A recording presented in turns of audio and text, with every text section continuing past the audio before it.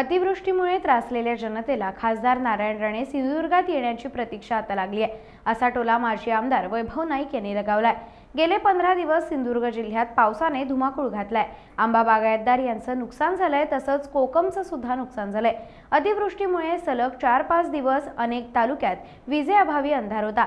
त्याचबरोबर पालकमंत्री आमदार यांचे अधिकारी ऐकत नाहीत, त्यांना जुमानत नाहीत, हे वारंवार सिद्ध झालंय। येथील जनतेने नारायण राणेंना खासदार म्हणून निवडून दिलं असून अतिवृष्टीमुळे त्रासलेली जनता खासदार नारायण राणे यांची सिंधुदुर्ग जिल्ह्यात वाट पाहत आहे, असं देखील माजी आमदार नाईक यांनी म्हटलंय। नारायण राणे साहेब, तुमच्या सिंधुदुर्ग जिल्ह्यामध्ये लोक वाट बघतायत।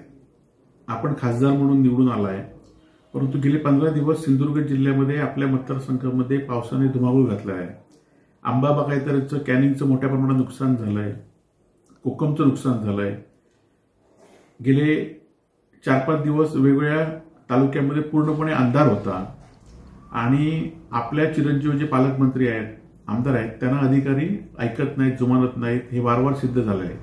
त्यामुळे मुंबईत जो काय आपल्याला भाजपने टास्क दिलेला आहे की उद्धव बाळासाहेब ठाकरेंवर टीका करण्याचा, तो तुम्ही थोडे दिवस बाजूला ठेवा। मुंबईच्या विकासावर बोलण्यापेक्षा आपल्या मतदारसंघामध्ये काय चाललंय यासाठी तुम्ही लवकर सिंधुदुर्ग जिल्ह्यात एवढीच आपल्याकडनं अपेक्षा आहे। टाइम्स डिजिटलला लाईक करा, सबस्क्राईब करा, शेअर करा आणि बेल आयकॉन दाबायला विसरू नका। पाहत रहा टाइम्स डिजिटल।